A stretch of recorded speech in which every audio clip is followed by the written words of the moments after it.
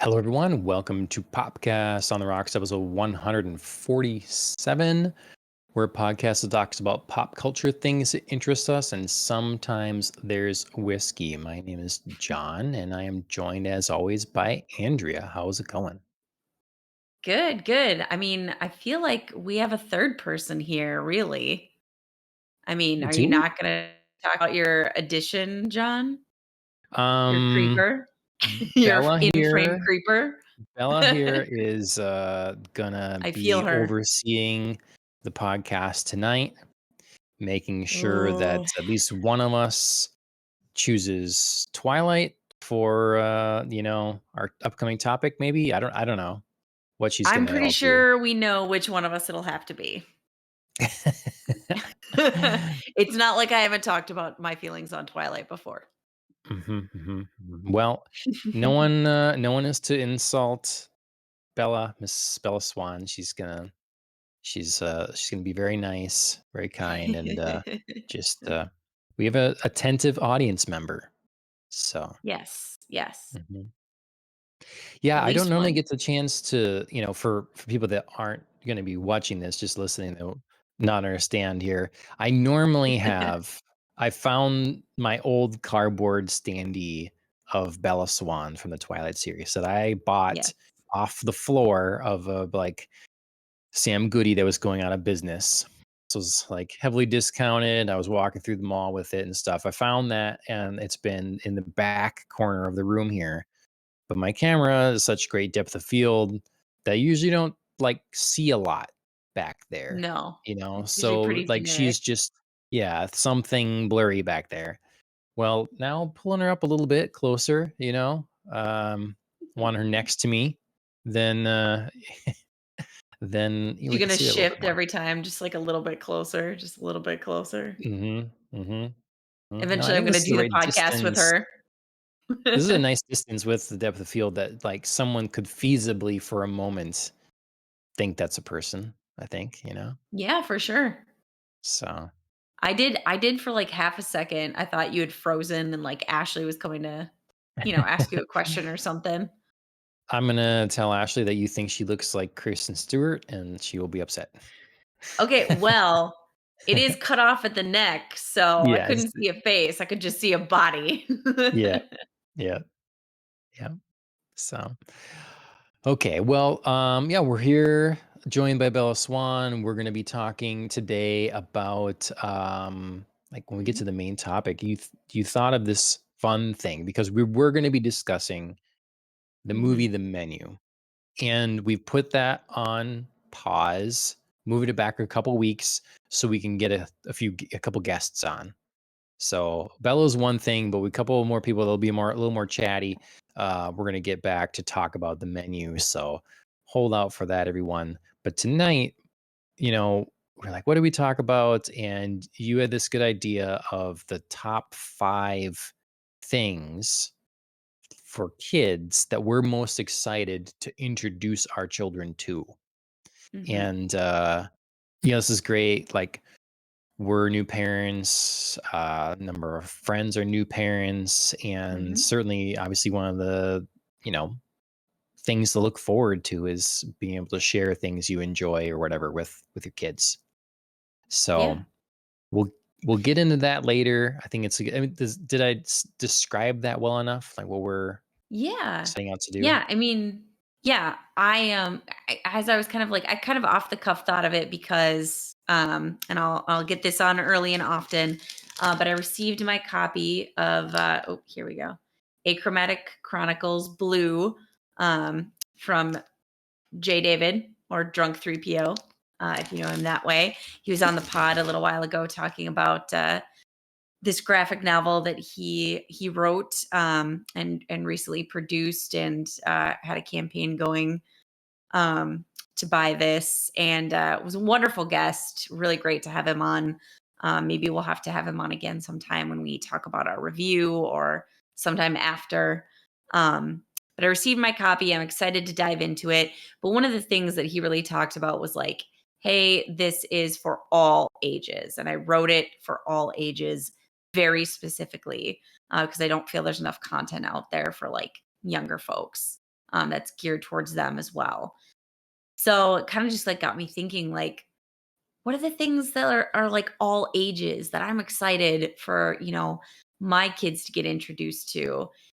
And and what am I excited to share with them? Like what's the media that, in whatever format, like books, movies, cartoons, staples of my childhood that I can't wait to share. So, Yeah. No, that's perfect. Maybe you'll read Achromatic Chronicles Blue, and that'll be on your list now. yeah, exactly. Who knows? This I could join up there. I'm surprised. I mean, I know it said how many pages it was, basically, or whatever, but I'm surprised how big it is. It's a lot of content Mhm. there. It You know. is. It's thick, it's heavy. Yep. Yeah. It's a solid piece of work. I'm excited to dive in. I if I'm gonna like one critique for Jay so far is like I'm not gonna complain that it came with a sticker, but it is just a blue circle. I mean, it's I'm like, Sure. what do I do with this? Like it's no one's gonna know what this is, I guess. But maybe I'll be Right. so attached to blue after reading it that you know it'll mean more. Yeah, maybe So by the end there, it'll just be like, "Ah, this is super meaningful. I get it now." yeah. Okay, well, I'm glad that inspired the thought there, and yeah, I've been thinking about that. I should start that as well. We'll have to figure out a time that we can both go through that and give our review, our brutally Yeah. honest review, and then talk to Jay and see how the reception has been. Some of that. Mhm. So, before all that, we'll talk about our weeks. I have a number of reviews. Speaking of comic books, Yes. especially comic book reviews. So I want to do these four things justice and speak on them a little bit. Um, they'll be off the cuff thoughts, so there's that. But I do want to discuss them a little bit, and Of course. then we got to start things off really with our drink holidays. Yes, yes. A slew of drink holidays this couple of weeks past. Some related, some a little scattered all over the place. The first two right away. Uh, August 3rd was IPA Day. August 4th, International Beer Day. So right back to back, a Hmm. specialty and broad, whichever way you want to go.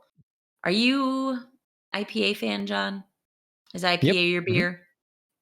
Y I don't know if it's my beer these days. I Yeah, throughout the years really sort of shift through what I'm interested in now. And honestly, with the way like I don't know, with being old, I guess now, I often look for a relatively low alcohol content beer, and that sometimes is not the better IPAs. So, sure. Yeah, I feel like I started out really when I sort of got into the world of craft beer. I started out really like obsessed with IPAs, and now I feel like I move away more towards like lagers and okay, pilsners. I do still like to try like a good like juicy or hazy IPA, sure. especially in the summertime. But I don't know. Maybe I feel like my choices are influenced as we're heading into the fall already. Good lord, it feels crazy to say that. Mhm. Um, but I feel like overall, I've just kind of moved beyond like just an IPA. Yeah. Well, I mean, it's always fun to try the new thing. And for a Mhm. while, like, I don't know what you started with, but for me, it was okay, I'll go to a restaurant. What I'm gonna have for a beer? It was like, well, I guess a Stella Artois, a Blue Moon, Yeah. that kind of Yep, Blue thing. Moon was a big And one. it's like, these are fine. A Newcastle, I remember that one Sure. coming up quite a bit. And so that's a selection of like normal beers. And Mhm. then the craft stuff start picking up. started trying, come up with new stuff. I started to explore stouts, really get into Yeah, stouts for a while. It was like I really wanted a dark beer. And then we started to then I think the IPAs really hit. I was like, wow, okay, I'm gonna do sure. IPAs. I want to try all these different IPAs. And before we got into sours, and then it's like, Yeah, I gotta try sours. And then it was like dank and hazy, and like it's just like the new things come and you try the new things. Where do you end up settling? Do yep, eh, right now I'm like, yeah, I'm looking at like kind of German style beer often. Like if I see a Klosch on a sure. menu as good. Um Yeah. So, I don't Yeah, know. Maybe that's lame of me, but I'm just not looking for the punch in the face most of the time now. Um, yeah. I just feel like IPA's really gotten so, like, hops forward, like, punch you in the face with hops that it's just, like, it I don't it know. I can mean, be, yeah. there's still, like, classic IPAs or what I consider classic that I would still go for that have been, like, time tested, but I'm less apt to try something new if it's an IPA. Whereas before, I Mhm. was just like, "Sign me up, like, whatever we're drinking, love it." Mhm. So, Yeah. Yeah, I look at German style things and I look at sours usually. That's when I'm looking at the yep, menu, I'm kinda looking at those things, same, so. same. Well, cool. Yeah. Are Yeah, you I had drinking a to, beer today? I am not, although I did recently kind of had to, like, resettle my preferences and, like, and kind of shuffle around again because we went to a wing restaurant recently, and, Mm. like, you don't you don't really drink other things at a wing place than beer. Yeah, you don't have You know what I cocktails, mean? no. Right, you don't have cocktails. I apologize, mom. I'm gonna out you. She ordered wine and she was like, "Well, they Mm. didn't have the original wine I wanted, so I got this other wine." And I was like, "Mom, you are in a wing place. Of course they're not well stocked up on wine. Of course they didn't Mm. have, what you wanted. You drink beer here." Did they kind of, So, like, half trip or sort of like, when she asks for wine, she's, do a "Come little again?" double take. Yeah. "Uh-huh. What?" Did Mhm, They were gracious about it, but yeah, no, they did not mhm, have, like, they were not prepared and fully stocked with their wines, which I was not mhm. shocked at, so, Right. Yep. yeah. That's funny. So I mean, I never really think I about ended up that, but yeah. right, like, it's just not it's beer and wings, like, that's what you Mhm. do. So I ended up ordering, like, a Todd the Axeman because that's one of Okay. my go-tos. Sure. Yeah, I So, haven't had one of those in a long time. I haven't had any Surly, honestly, in quite a while. I Um, hadn't either, and I just was, like, feeling it. I was like, "Yeah, I don't want a Furious, like, I've got that, that's fine." I felt like Todd the Axeman, so mhm.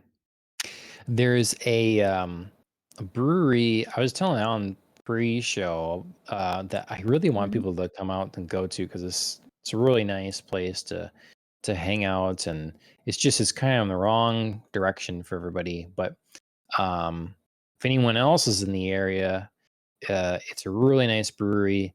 It's oh shoot, blanking on the name of it now. Of Of course. course. But it's a place in, New London, Minnesota. Goat Ridge, that's the name of it, Goat Oat Ridge, and Ridge. it's, Okay. like, there's a stream that runs right by it and stuff. They do live music all the time and stuff. It's really nice, and the food is good too. Pizzas are great. Yeah, Mhm. so it's just a really nice. Yeah, We're lucky to have the brewery around here or whatever, and, yeah. So I've yeah. had my share of beer recently too, actually. Tried a few there. It's the right summer thing to do. And then, Mhm. the other thing I've had too, speaking of beer, yeah, this is very different. I've had, Korean rice beer. So, Interesting. yeah, you take it and you're I mean, supposed to shake it a little bit.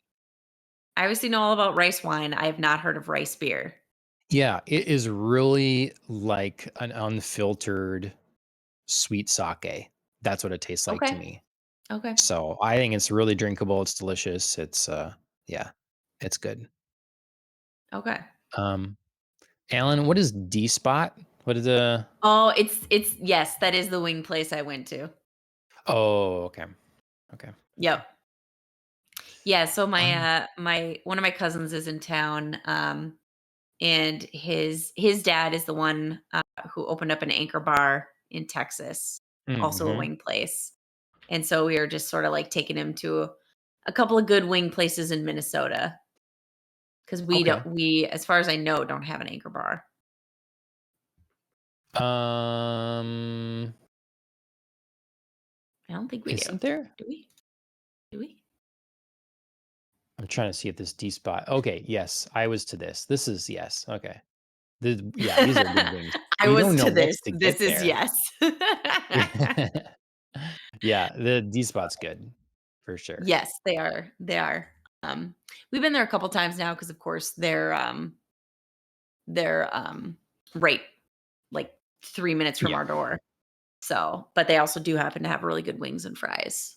So, Okay, Alan shared Anchor Bar locations closest is Illinois. It looks like okay, or that's what I thought. thereabouts. There's like an Anchor, like fish and chips or something around here, Yeah, but that is that's what I was not thinking the of. same thing. Different. Yeah. Okay, gotcha. So, Okay, cool. All right, a couple of anyway, beer holidays.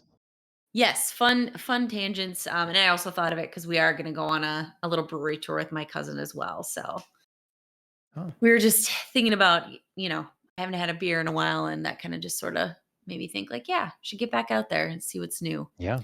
But things that are not beer are the themes of the next couple of holidays in August. August 7th was International Scottish Gin Day, and I am celebrating that with a classic and an old favorite of mine, Hendrix in my G&T. Okay. Felt that today. Felt just like a Hendrix is not Scottish, is it? mhm, It is? tis. That's Wow. what it says. Okay. All right. Didn't know. All right. I suppose If I am Beefeater's wrong, English and Hendrix yes. is Scottish then. All right. Yes, if I Okay. am wrong, I'm willing to admit it, but that's what it said. So, All right.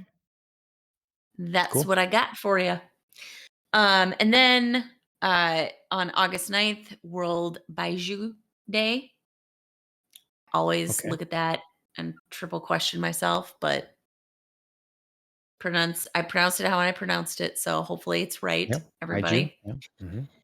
And then August 13th, just yesterday, was Prosecco Day. So cheers to that. Nice.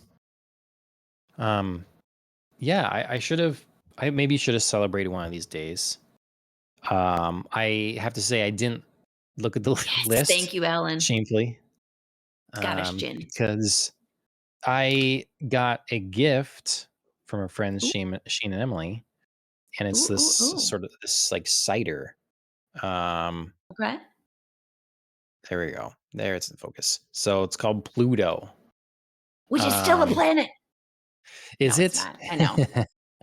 But I can't help um, it. Speaking of childhood things that I love and can't let go, I learned Pluto as a planet, and damn, I can't let they go of it. sell shirts that are like Pluto's Mhm. when it was a planet. Yeah, to the date, whatever. Yeah. Yep. Mhm. So this is from Wisconsin Brick Cider LLC, and it's their Pluto cider, black currants in cider. That's Ooh. far out. Dark, mostly dry, deep space territory. Made with 100% Wisconsin grown apples and currants. So I've split it with Ashley. So we'll see how much is left in here. I have not tried it yet, but Ashley liked it. Okay. It smells good. I really like craving beer now, but this cider is smelling really good too. So see what, See what you're what in we for think. there. Yeah. See there. I haven't had a cider in a really long time. Does make me Mm, think like it is fall's good. approaching. Yeah. Okay. Yeah, this is good. Can you definitely like taste that it's like the black A currant little flavor? peppery, Like, what are you getting? a little spicy in that way, and then it's just like definitely get a lot of like cherry sort of flavor, and Sure. yeah, it's good. It's right blend of sweet and dry. Reminds me of a like a sociable cider works kind of thing, which I think is like Sure. top notch. You should go Yeah. on your for your going around breweries. Go to Cider Works. Yeah, that's a Yeah, we're trying to figure out like where we wanna take him around here. yeah. Um, and Sociable Cider Works was kind of up on my list, and so was Prize Brewery. I Okay, love I don't that know anything place. about that. They have a great sour. If you're ever Okay, looking to try some sours, they have a couple of great ones on rotation. cool. I was also thinking about Bauhaus. I love them. Yeah. Hmm. Yeah, that's I'd like to go there again. It's been a long time, Yep. but they're always good. I don't know where Insight is, but I like their stuff too. Yep. They're somewhere Yep. around. Um, too many to possibly name. Too So many to even get to. I mean, we thought about like Fulton, Indeed, Dangerous Man Brewing. mhm. God, there was one other one that it was just in my head. And of course, um, it's gonna Tin flee now. Tin Cup? No, not Tin Cup. The In, robot one. no. Um, Tin Whiskers. That's what it is. yep. Yep. Um, Thought yeah. about I that mean, one. I want to Another one I'm not. go. Like I was talking to Alan. Renato is coming out and out this way a bit more is Fat Oh Pants yeah, that's is right. newer. So That's right. Renato's gonna be out here. yeah. Bad weather. Bad Thank weather. you. That's where this podcast started, right? Wasn't it bad That is weather? right. That's right. And they have one of my favorite red ales. Okay. I think it's the Weather Vane is Okay. their red ale, and that is just oh, that's one of my favorites. Hmm. Nice. Well, for oh, Alan says the Tin Whiskers tap room closed. That's too bad. Oh, that That's too bad. is. Hmm. Well, for everyone watching slash listening, let us know what your favorite breweries are, where you're from, what kind of beer Where you would you currently take somebody? drinking. Yeah, yeah, you got 'em tour. Where would you bring them? Um, and while you're at it, make sure you like, share, subscribe, all those sorts of things. We would Yeah, appreciate it. All right, let's get into our weeks. Andrea, this last week, what have you been up to other than drinking not a beer? whole lot. Eating wangs, drinking beer. Yeah. Um, yeah, I've been out there kinda living life, not consuming much media. Unfortunately, things have No, been no, busy in our live life. household. But yes, it's been good. But it's just meant a little less time, with the latest pop culture developments. Or if you're me, catching up on stuff you should have finished a long time ago. Um, Sure. Chris picked our what to watch a couple nights ago when we were having the quintessential debate, and he picked Kenobi to go back to because we never finished it. We got two Okay. episodes in, and then just sort of got distracted by the zillions of other things. So we've gone back and watched episodes 3 and 4 out of the 6 episodes there are of that series. Okay. And these were actually they were I was really hesitant because I hate picking something up that I've watched so long ago and just trying to like figure out where I am. Mm, mhm. But much like the recent past where we picked up Supernatural again, we picked really good spots to get back into this because there was like an easy transition into what had just happened. I mean, of course, they did a recap, which they did a good job with, but it was like an easy kind of place where the action was just building to the next big thing. So it was an easy transition in, which was great. Sure. And these 2 episodes were the first episodes that we got to see, uh, Vader and see that Obi-Wan knows that Vader survived. So, these 2 were, like, really great episodes because not only was it easy to transition in, we'd already gotten through the exposition of the first 2 episodes, but also, like, we got the big stuff. We got Vader. So, Sure. that was really I fun. I want to say when you're done, we could have Dustin on and you guys could talk about it. But I don't know if I can sit here for that long and listen to you guys talk about it. I don't know. I might You just don't be think you like, could sit through 6 episodes and listen to us be like, "What's up with this?" ugh, I've already heard so much talk about it. And Sure. like, if you guys are coming at it positive, I can't speak negatively about it because I haven't seen it myself. So I don't have any credibility there, even though I know what happens and how it Sure. goes. So I just, I'd be dying. I'd be sinking down in my chair, but maybe. There so I won't get too spoilery. I mean, obviously, like, you know, I don't consider the fact that Vader's in this a spoiler. So I'm sorry Right. to It's anybody heavily who did. promoted, Yeah. like Star Wars Celebration, Hayden Christensen was Right. there, all that other stuff. Right. Like, I don't consider that a spoiler. So I won't get too spoilery in this. Um, but I will say I definitely had watched this with mixed feelings. There was definitely some positive moments and there was some great like acting, there was some solid writing of like character development, plot points, um things that connected with each other sensibly. It wasn't just like here's a mystery and here's a mystery and suddenly they're connected by this like tenuous thread. No, they developed it well and it made sense. um but there were definitely mixed feelings in the sense of I had critiques about some dialogue, some acting as well. And I also kind of was watching this in thinking, this is a lot about nostalgia. This is a lot about bringing back like a seminal character that Ewan McGregor has played, and he's kind of getting to relive that heyday. And even more so, Hayden Christensen, who has not had a successful acting career, shall we Right, say, and him getting to like relive his biggest success in a right. way. And it's I don't know, it also made me think of other shows, other actors who are going through this same like nostalgia right now and getting brought back or getting offered like TV shows. And it's almost like how soon is too soon for that nostalgia? Because I was sort of Mm, thinking about one of my favorite actors who I don't think people give enough chance to. It's Tom Hiddleston. And his seminal character is Loki. And I feel like he's just going to be known as Loki forever and ever and ever because he keeps coming back to it. And we yeah, just saw like the trailer for season 2 of Loki.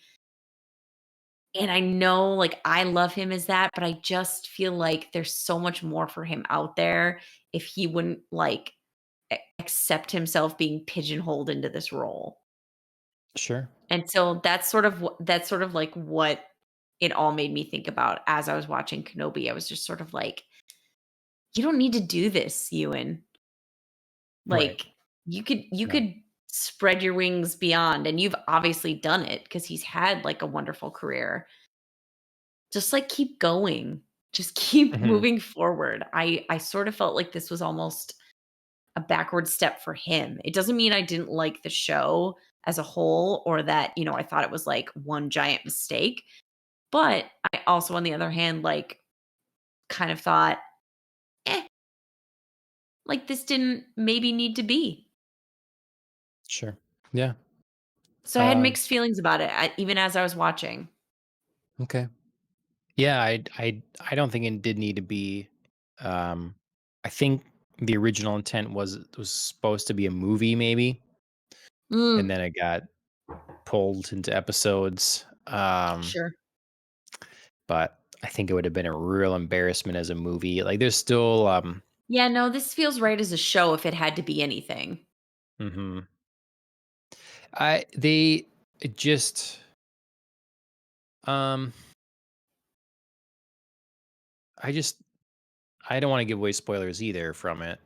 I just Yeah. wanna say that, like, I still think the core problem with this is it, like, diminishes what had come before. Like, even if some dialogue was funny, even if there was some scenes that were a little clunky, even if it wasn't filmed that great or something like that, Mhm. if the core story and what was happening honored what had come before and the characters that existed before and that they were showcasing it now, if it honored that and if anything made it better, then I think it'd be given more of a pass. Mhm. Um, but I really don't think this does that. I think it just tries to connect things in Mhm. ways that shouldn't happen. It makes you have to question things before and relook at it. Like, Yeah. okay, there's a very important moment in A New Hope, the original Star Wars, that is diminished now because of this show. In Mhm. fact, even like Obi-Wan, arguably the prequel trilogies did something. You could say they diminished him in a way, but they also they filled him out. They gave him context. Yeah. This show really sort of like takes him back again. It's just it just feels done by people that don't care or understand what they're doing. Mhm. So I don't know. Yeah. Yeah, it's hard. I mean, even Chris had questions, he was, like, turning to me during the show and being like, "Well, I didn't realize X." Or, "It's funny how in, like, A New Hope, Vader does X, but here it makes it seem like," you know what I mean? So there Yeah. were definitely, like, questions even from Chris who was, like, excited about Kenobi, and once again, I'm not saying, like, pan the whole show because there were Mhm. moments for sure, um, that were good, but, yeah, we both were sort of sitting there like, "Oh, I can't fully get into this because my mind is, like, pulling out, like, inconsistencies or, like, discrepancies or, like, things that, you're just sort of a little bothered by that Yeah. you're not enjoying enough to let go. You have to voice Yep. them." Yep. Yeah, the only people I heard that kind of like, I mean, obviously there's people out there like it, but just from people I'd heard that like it more, it's sort of people that grew up with the prequels, were fans of Mm, those, and were ready for that nostalgia hit of Ewan sure, and Hayden. And like kind of as you sure. mentioned, like how soon is too soon or whatever, but Yep, it was that kind of thing. So for sure. I won't forgive things for having moments of excitement. Like, okay, Yeah, that scene was really cool. That doesn't give your series a pass, you don't get a right. pass You don't get a on blank all the other check. crap Yeah. you gave me. Yeah. So, Yeah, I think we're, obviously gonna finish it. mhm, I'm enjoying moments of it. There's some really cool just like build-ups and really cool. I don't know. I wish they could just be like shorts or something, just like sure. I don't know, somehow just like little sketches or something because there would just be really cool moments of stuff. But yeah, it's hard to watch the whole series and not be like, "Ugh, you're playing with some original material here that you needn't play with." Um, Yeah. I but mean, yeah, I we know wanna I don't finish wanna it and we wanna get to Andor, so, we will. I I That's the end of that. I don't wanna belabor the Star Wars thing more than it has to. I just like the I feel like they took a part from a comic book that I actually really like and stapled Mm, that on to Obi-Wan. sure, And but they're 2 very different characters. Um, sure. Again, it's hard to talk about without spoilers, but, um, maybe someday. Yeah, well, when the show is Maybe done, someday. we'll talk Maybe if about you can stomach it. Maybe if we force feed you a couple shots and you sit down and you listen to us talk it. about Kenobi. Look, I mean, as long as I upfront tell everybody, I going forward, I do not, you know, it condone I do not, sponsor the comments, presented before me Yep. by the other members of the show. It's fine. Their opinions are not my opinions. You have a disclaimer at Yeah. the bottom. Yeah. Mhm. The opinions expressed here are not the opinions of John. Yeah. Uh, Uh, all right. What else has been up? Something far less controversial, but a little disappointing. I watched a couple episodes of the Oh, new no. season of Miracle Workers. Um, didn't start as strong as some of the other seasons, so I was a little Okay. disappointed about that. But I'm giving it just like maybe it's just finding its feet in this like Okay. wildly different because each season is a new like storyline and a new Yeah. thematic adaptation and maybe just this one isn't their strongest. It's apocalypse.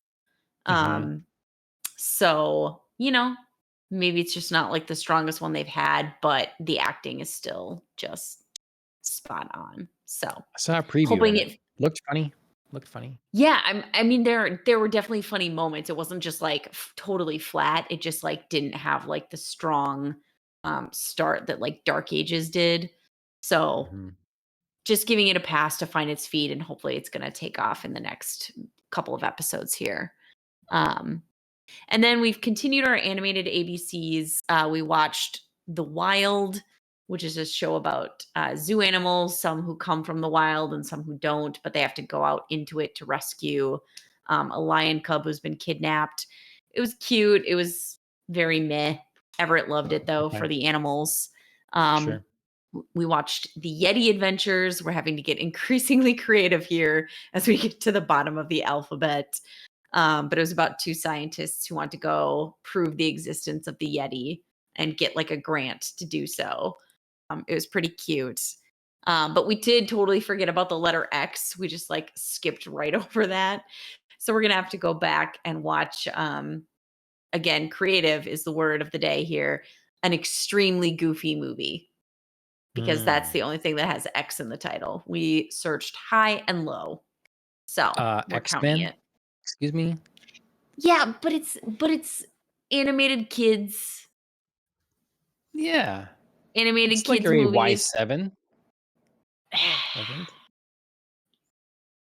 Is Okay. it Okay. I mean, it's not but a I mean, movie. it's It's a not a show. movie, so Okay. I mean, obviously, we're gonna talk about X-Men later because Everett's gonna watch that because Sure. that's a thing, but yeah, no, for our animated ABCs, we are sticking to movies, so Okay. yeah, we're gonna have to get creative with that. Yeah. Alright. Well, that's fun. So that's been my Um, week. that's, well, nice. That's, good rundown of things. Um, I managed to like watch quite a bit this last week or so and finish a lot of things. It's been a lot of I've been getting a lot of independent comic books coming in now, like they're getting Yes. wrapped up, and so I want to talk about three of those that I've just read now. Oh, Before you MJ's do, in chat. I Hey, Hey, MJ. How's it going, how's it girl? going? Yeah, Before you talk about the comics, I really want to know yeah. what amend Octopussy statement means. Uh, okay, okay. All I wanted to say was, looking back at I had mentioned that some of the fashion wasn't great or whatever. Very small It's thing, very but 80s. yeah. But I kind of I don't know if I really would say that for sure. It's just sometimes in some of the Roger Moore ones, or any of the Bond movies, there is moments of fashion that stand out and like, Sure. oh, like catch my eye. And didn't really have any much of that in Octopussy. And so I said, it's not much for fashion to speak of or something like that. And Okay. there were some things in there like they just didn't pop at me like other Mhm. things. So I thought it was a little unfair to it. I do like the sort of safari shirt that he wears when he's on the run or whatever, Sure. moving away from the 70s, I liked Roger Moore in a lot of the 70s stuff. I like the bigger collars and the sort of bell bottom, kind of wider leg Sure. suit dress pants and some of that. So yeah. Okay. MJ says going good. Everybody make sure you subscribe to MJ Honeybee on Twitch. Give her a look. She plays Dead by Daylight like 3 times a week. She's a very active Discord, and it's I think I just saw that the xenomorphs from Aliens are joining Dead by Daylight, the game they play. So as a Oh, villain, play a xenomorph. So I'm cool. like, that'll be fun. That'd be That's fun. awesome. I would watch the heck So, out of that. mhm. Excited to see what the abilities and such for that for the xenomorph they're like. Okay. Okay. Some Now comic you can get into your reviews. comics. I just had to know what that meant. No, for Like, I didn't sure. know if you Yeah. were, like, It's rethinking your whole stance on the no, movie. no, no. No. So the first comic I'm going to talk about is the size of like a single issue. So it's called Psycho Killers, book Great name. one. Yeah, look at the nice foil like cover. That's fun for Yes. anyone watching. This is book one, top secret edition, number 8 of 400. It's like, oh, that's a pretty low count, actually. So there's something Mhm. fun about American comics. There really is still like a thing about physical comics and the Mhm. collector's mentality about it. Doesn't really exist in other forms of comics so much. So it's written and created by Von Kloss, art by Paul Glory. There's a whole bunch of, or the three different, several different signatures on the inside. Mhm. That's nice. The back continues the foil back of it. Um, it is a mostly black and white. As you can see, probably from the cover here, if you're familiar, this is a very, I would say, shoot, I'm blanking on his name right now. It's an anime and manga. That's sort of a little bit more of a look. So it's a Western comic, but oh, darn it. He's a detective. Lupin the Third. Jesus. Oh, yeah, Lupin the okay. Third is very, to me, very Lupin the Third sort of art style. Mhm. Um, Definitely. So you can see how this is mostly black and white, but there are pops of color. Yep. And it's very stylish. Like line art is simple, it's clean. So again, kind of leads to that sort of manga look for things. I will say the premise is thus far not particularly crazy unique. It also feels a little bit more like Mm. a maybe like a manga in the sense of it's really kind of a looks like it's going to be a death match, bunch of crazy Okay. characters, death match ensue. And so this is really setting that up.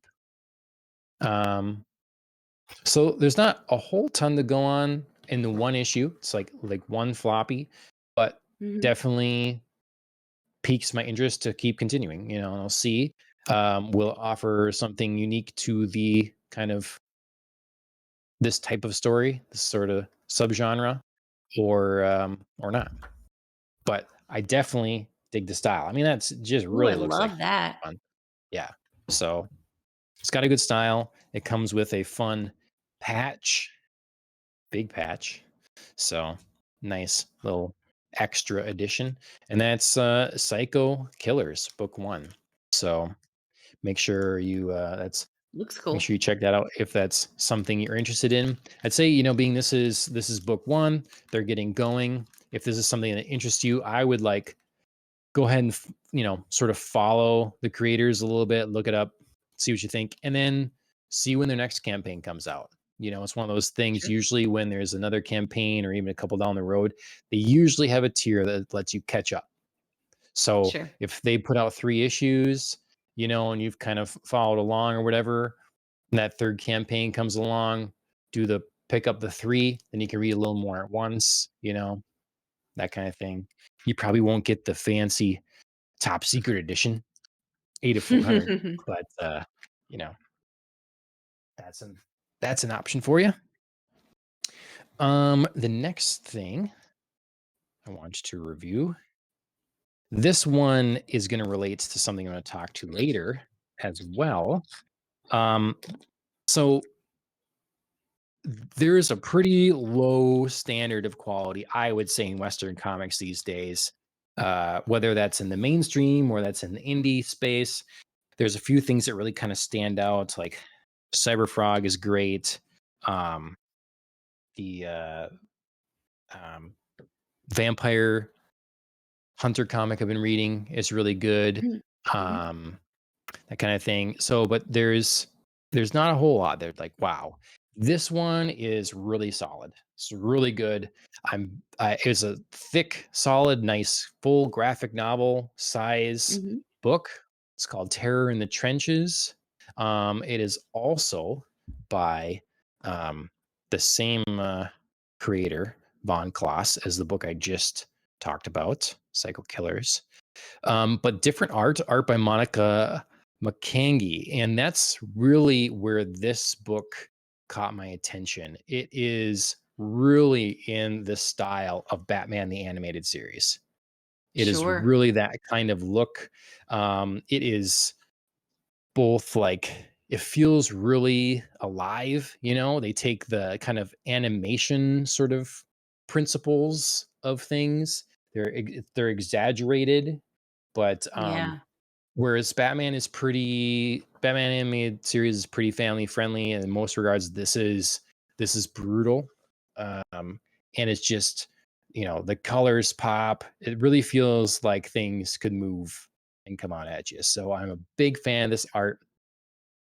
You might not be excited because this is like post World War II sort of deal, and there's Nazi involvement. I know you're kind of tired of that sort of thing, but it's a A very little, different take but on it. it looks And cool. I mean, like, the art looks yeah, amazing, so I would at least give it a shot. you know, look at this. Like, you know, this person could be like a Harley Quinn in the terms of like, you Absolutely. know, craziness looking. And it's just so the book looks really good, and it's a good setup. You know, it deals Mhm. with kind of super soldier sort of things, but it gets you know, there's you know, a number of people with potential different powers. They introduce a few more in this, and then leave you teased with some villains that are to come with different powers. And yeah, it just I read this mostly while I was um, on, like, we went to visit family and stuff like that, and the night at Mhm. night when the kids went to sleep and stuff. And it's it handles exposition well. I've been complaining about that a lot in anime and comics and stuff like that. It doesn't. There's nothing that stands out as like, oh, that's ridiculous or whatever. And there is a lot to explain, so they handle all that well in setting up this kind of alternate reality world. Um, Sure. yeah, highly recommend Terror in the Trenches. It's a quality book, feels of quality. It's like well bound, you know, it's just it's got this nice kind of photo gallery of other artwork in the back. It comes with this art card and has like I think a sticker too. So Sure. um, yeah, Terror in the Trenches Volume 1. It should keep going. So I don't know if you can, I don't know that you can pick it up now, but that the campaign is done. But again, it's another thing. Follow Terror in the Trenches, look for Von Kloss or whatever if you're interested. And you know, 2 will be coming at some point. Sign up for that. Pick up the first one too. Um, yeah. What do you think? Yeah, Terror in that the Trenches. Does that that look cool? yeah, that seems like one I'd be interested in. I mean, title alone I like, but I really like that art style. Yeah. So I would be It's interested to follow that one. a lot of Western finding a lot of Western comics and like some of the fans and stuff, they're really spoiled from the early 90s. They're Yeah. people like Jim Lee and some of that. They just could bang out amazing art all the Mhm. time. There's a few of them out there. And to my understanding is the in the mainstream comic book industry, they really didn't um foster and try to train up seek out new talent. It Sure. sounds to me like it's one of those things where the existing talent that is in places of power gets worried about the new an uprising someone that's really good, and they don't want to like extra promote them because that's a threat to their job. You know, someone else comes in to take the limelight. And so we're left now with a lot of bad artists. And it shows, especially if you try to do art that is more realistic, because you'll see Mhm. from panel to panel, people don't look the same because it's hard to Right. draw a realistic person the same every time. Well, Right. I mean, not only can you do something that is fun, it feels really alive, but you can have that consistency in artwork when you do something that's a little more out there, a little more. um, a little more artistic flair to it and not so much Mhm. attempting reality. So, Right.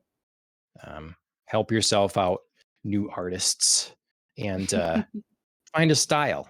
Find a look that you know you can really express emotion with, and don't worry about the realism so much until you get really good. Yeah. Let me see it. All right, next thing, last comic book here, Isom #2. So, reviewed Okay. Isom #1 the Yeah. last I year. remember when you This got that. Yeah. This comic book company is really, like, taking off in terms of a lot of I think this has been the dream of a lot of independent comic book creators, but they're not really, like, pushing to do this.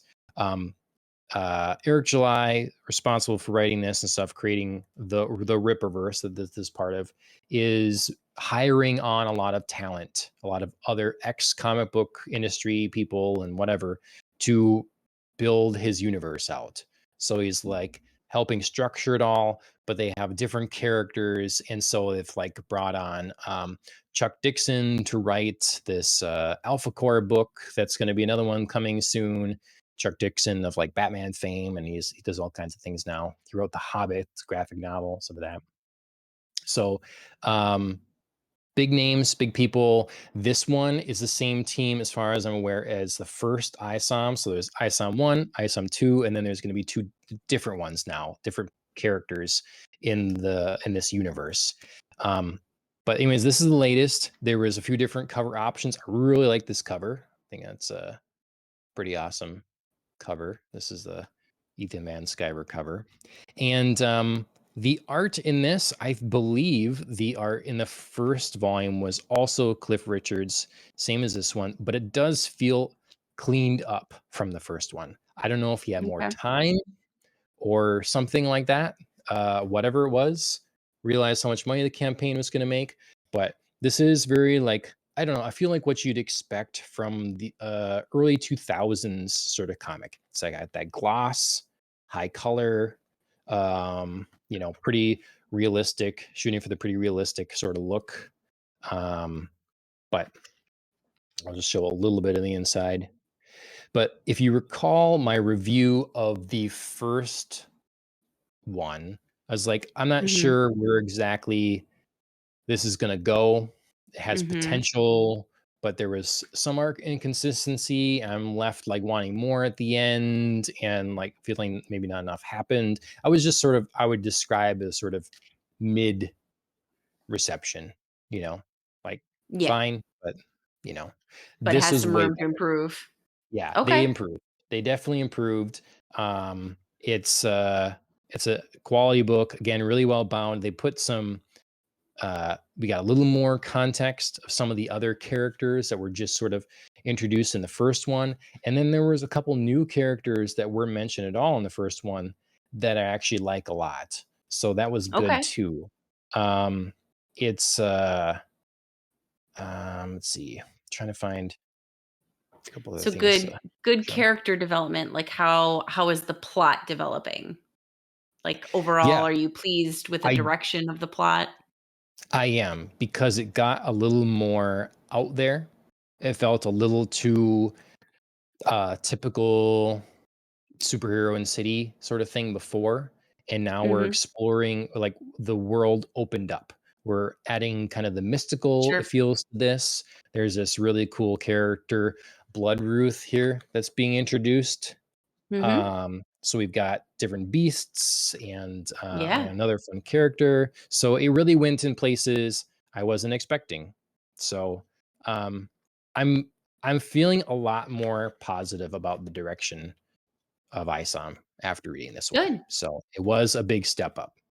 Good. I don't know what I give it for a rating, but whereas my reception of the first one was, like, say, sort of mid, this is definitely more like a, I don't know, 7 or 8, out Sure. of 10, Sure. versus more like, I don't know. I don't know if I rated the first volume or not, but this is a market improvement. So, Great. yeah. Well, way to go on your Okay. sophomore outing, Isom. Oh, yeah. Yeah. Yeah. Okay. Last thing I'm gonna review. Moonraker by Ian Ah, Fleming. James yes. Bond. I Yes. believe this is the third Bond novel. I have the Folio Society edition. So this is the protective hard box. And then comes with this really nice sort of like almost weaved or denim sort Like of cloth kind of something. material. Yeah. Yeah. I can So see I the like it. texture. I just yeah. I mean, I hmm don't know what it is, but I can see it for sure. hmm it's an understated look, nice colors. Very much a fan of this presentation. And then there is Yeah, some art on the interior as well. There's a few pages of like art done as well in different sure. scenes. They wisely, like on everything, don't show Bond's face. Always show they always keep his face out of it. So you can however you want to imagine Bond or whatever, you Whoever your can do bond that. is, he's Yeah. yours. So I will start with that and say I never fully settled on the Bond that I pictured. It continued to Okay. fluctuate Still throughout the whole okay. book. So it sort of narrowed more frequently to Craig and Connery, I would say, and then sometimes Okay. Pierce Brosnan. Okay. Okay. So, which is again crazy. I would go back to Pierce Brosnan when Bond is described, but when I'm hearing him talk, part of the Connery thing is often because I so strongly associate M with the original M. And I just Sure. Connery talks to And then that you M. yep. Bernard Lee, I think. Yeah. So Yep. we're gonna anyways, Moonraker, my first Bond book. It was really good. It's a nice, it's not, it's a pretty swift read. It's not super long. Mhm. Pretty easy reading. The most difficult thing was definitely like again, it's written in the 50s. So some different terms that are not particularly necessarily used Sure. now, and then also English terms that just unfamiliar Sure. with. So but it was a lot of fun. It was fun that it was in the 50s. I looked up the different cars that he drove. They're very different than today or whatever. So it's fun to see like what feels the same and modern Bond and what feels older. Definitely like the type of cars feel older, that sort of thing. Yeah. But a lot of like this story doesn't feel aged. The story feels like it could be a story today, and same kind of spy thing could be done. I know Hollywood, I can see them. It's not as high flung and fanciful as a lot of things like to get these days or Sure. whatever. I can see them thinking we got to add a lot more action sequences here or there for a movie. Sure. Um, but overall, it was a well done story. And sometimes I know Bond critics anyways like to give the franchise some flack for like having sort of ditzy Bond girls. This Bond girl is quite a good Bond girl. Mhm. Enjoyed her being in there. Sometimes you got her thoughts and her perspective a little bit. um, she had a role to play. Mhm. um, I don't know. I don't have a lot of complaints. Um, Okay. I'm negatives. I, looking I up would say. Oh, go ahead. sorry, go ahead. No, no, go ahead, No. you first, and then Uh, I'll add in. it just I was surprised that we had the gambling scenes that we did, especially this is book 3. So only Mhm. 2 books after Casino Royale. There's Mhm. a lot of A lot of time gambling. at the card table. But I really like, and I see because I asked Ashley before, why is it that Bond has like such a community behind it for like style, Bond lifestyle, fashion, like the way to live your life or whatever? Why does it have that sort of thing? And I it some of it comes, I think, down to Ian Fleming.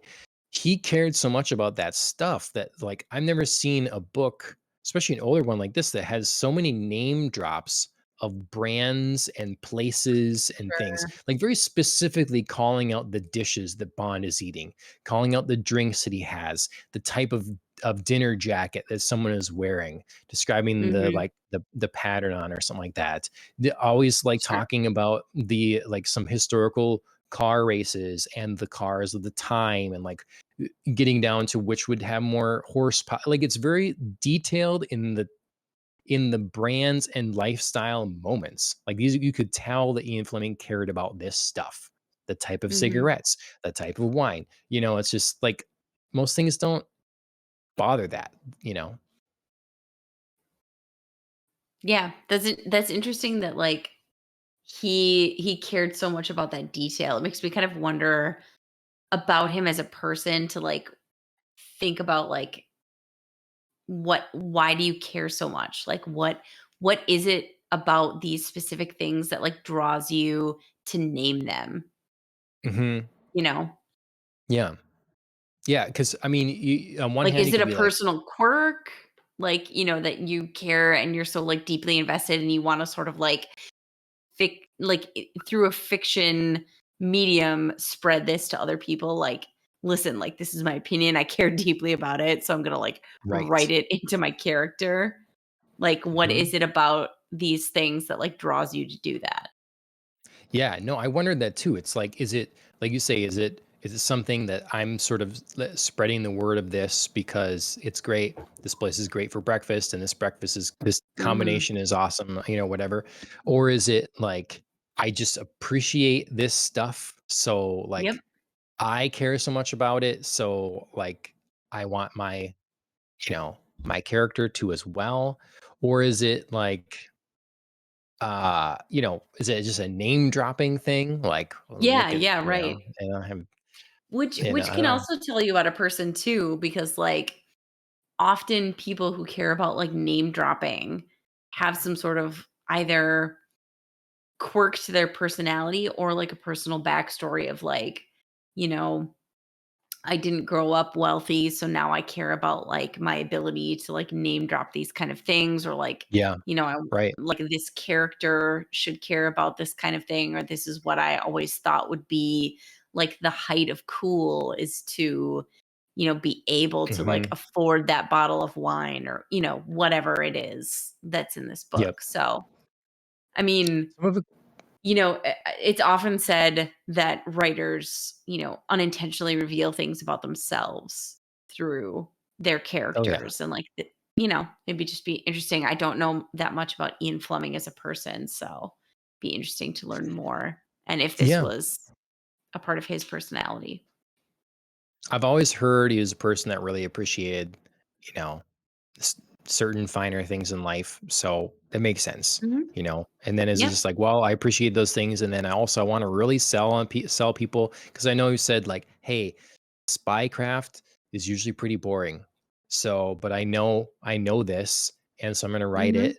Oh, we got to make it more exciting. And so what's more Right. exciting than, we'll up the adventure and we'll make a person that you would really envy. And how do you envy him? Right. Like we're gonna Name drop. intersperse like like the height of society and culture, Mhm. and know that Bond appreciates those things. So Right. yeah. Anyways, Moonraker by Ian Fleming. It's really good. I enjoyed it a lot. It was a fun read. I want to keep reading it, so I'm excited to read the next Bond book. Though going Yeah. backwards. Yes, yes. I'm excited to read Live and Let Die. I haven't read any of Fleming's Bond novels, so this will be really fun for me.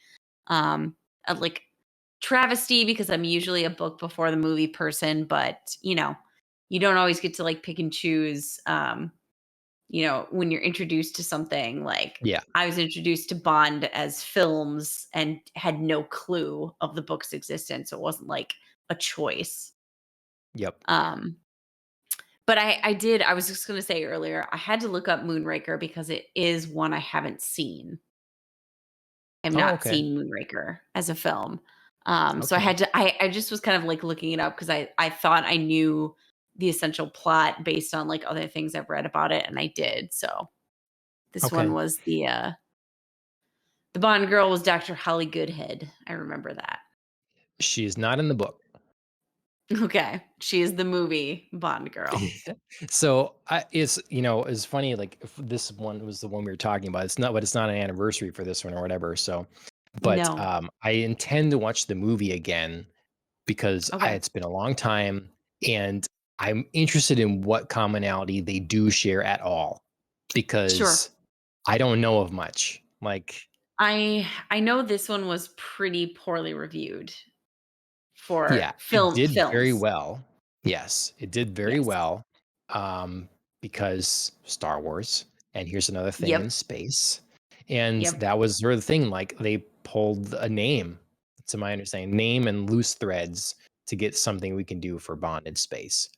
This book Yes. has nothing to do with that. So, uh, yeah, it'll be interesting to I would watch be the movie. interested. Yeah, it'd be interesting for you to watch the movie and me to read the book. Yeah, yeah, mhm, mhm. Just to kind of like go backwards. Yeah, yep. Yeah, I have the movie sitting out so I can pop it in sometime and give it For a sure. go. But, yeah, I kinda wish they Yeah. would've just made this movie. So, Yeah. sell people on the name alone. Moonraker, oh my god, space? What? Let's go. Right. It does. I mean, it's a cool title, Moonraker.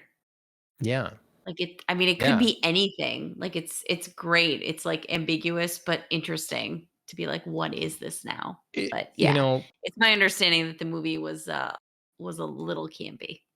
Mhm. Yeah, and the book really isn't, like the general plot is um someone really kind of worked their way up, a war hero that had kind of Mhm. forgotten their some of their memory and who they were for a while, and is like really made himself a fortune, and has now developed a missile that is like going to be the furthest able to shoot rocket ever. And it's, Mhm. it's for England. It has the sanction of England, and it's going to be this big patriotic sort of thing. Like we have the Moonraker that can go from one side of Europe to the other or whatever. And it's all Mm. building up to the test flight of the Moonraker. Mm. Yeah, this is not that. This is there's an outer space plot to wipe out the world's population and create a master race. Okay. Okay. I I can see, I mean, there's something there. Okay. All right. There's a piece. I There's a mean, piece there. Yeah. yeah. Okay. All right. Well, those are my reviews. Yeah, I'm sure you could read this book super fast. You read fast or whatever. I If you do read indeed. it, let me know. Yeah.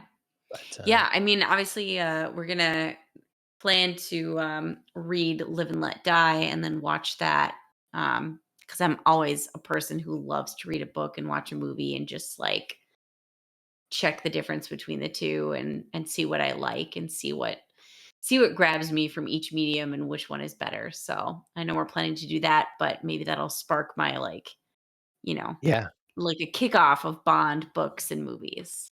yeah, nice. Okay, why don't you All introduce right, yeah. your topic here? It's a big Get topic. We to got it. to get into. Yeah. Get to it. Okay, so like I stated earlier in the show, I got my copy of Achromatic Chronicles Blue from Jay David. I'm really excited to dive into that, but because he wrote this for all ages, I was just thinking about like things that I'm excited to introduce my kids to, whether they be books, movies, cartoons, any other kind of mediums. My favorite things. It got me thinking about what I was introduced to as a kid that really stuck with me. So my mom didn't really share a whole lot of things with me, but my dad did. And some of the things that my dad shared with me are still my favorite things today, like things that were appropriate and perhaps not. I always share the story about my dad having me sit down and watch when my mom was not home, Alien and Predator by the time I was like 10 years old, um, which, I both loved and probably scarred me a little bit because Alien is a damn scary movie. Mhm, Um, a mhm. damn good movie, but a scary one. Yeah. But like other things that he shared with me, like he shared his favorite book when I was 5 years old.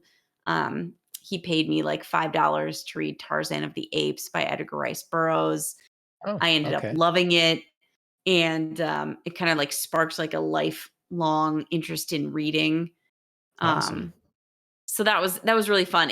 Tarzan and the Apes is a good book. It's not my favorite book, but I certainly recall it as like what kind of kickstarted a lot of my That's awesome. joy and pleasure as a kid in reading.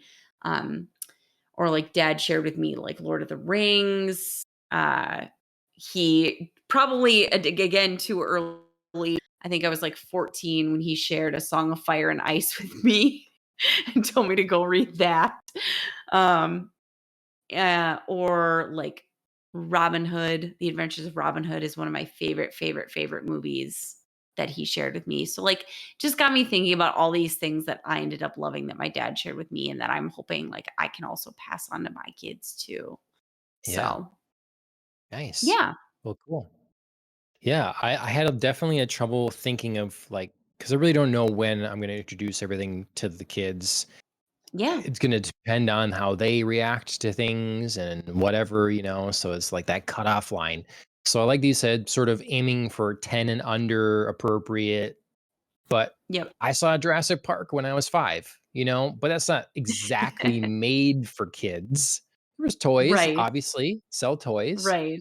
but, you know, it depends on the kid. So it was, like, tough. It was tough to Right. pick. Well, and there's like blurry lines because I think about things that like I didn't pick up on as a kid and I could sort of Yeah. see myself maybe introducing to my kids because I know they won't pick up on certain things and then having them like read and or see it again as an adult or even as someone just a little bit older and be like, "Oh, like I'm picking up on more now. Like I get this Yeah. more now."